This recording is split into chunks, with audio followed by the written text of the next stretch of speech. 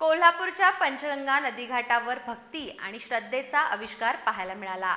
सूर्यदेवतेच्या उपासनेसाठी ओळखला जाणारा छठ पूजेचा उत्सव उत्तर भारतीय बांधवांनी मोठ्या श्रद्धा, भावनेनं आणि पारंपरिक रीतीनं साजरा केला।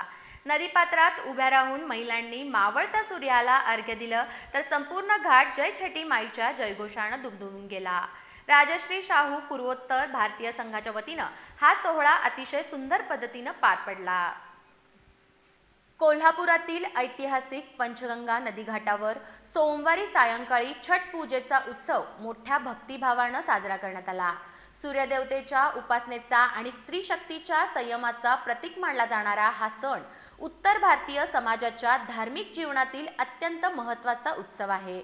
यावेळी व्रतस्थ महिलांनी नदीपात्रात उभे राहून मावळत्या सूर्याला नैवेद्य अर्पण केला आणि अर्घ्य देत सूर्यदेवाची विधिवत पूजा केली। जय छठी माईच्या जयघोषात वातावरण मंगलमय झालं, तर संपूर्ण परिसर भक्तीच्या प्रकाशानं उजळून निघाला।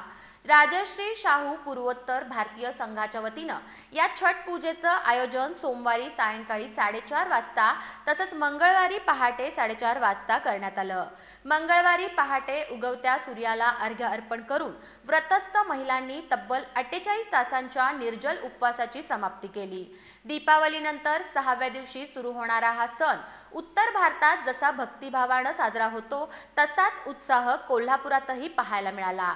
या सोहळ्याला उत्तर आणि पूर्वोत्तर भारतीय बांधव, भगिनी तसंच त्यांच्या कुटुंबियांनी पारंपरिक पेहरावात मोठ्या संख्येनं हजेरी लावली।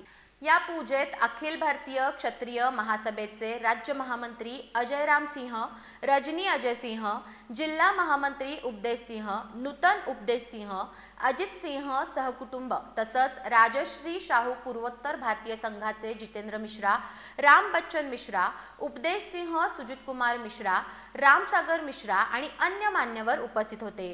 पूजेच्या आयोजनात संघाचे कार्याध्यक्ष ओम नारायण मिश्रा, निरंजन झा, लल्लन कुमार, सुनील मिश्रा, कामेश्वर मिश्रा, नरेंद्र झा, विजय मिश्रा, सुजित झा, शंभूराज मिश्रा, रामसिंह मोर्या, ब्रजेश उपाध्याय आणि अशोक कुमार श्रीवास्तव यांनी महत्त्वपूर्ण भूमिका बजावली।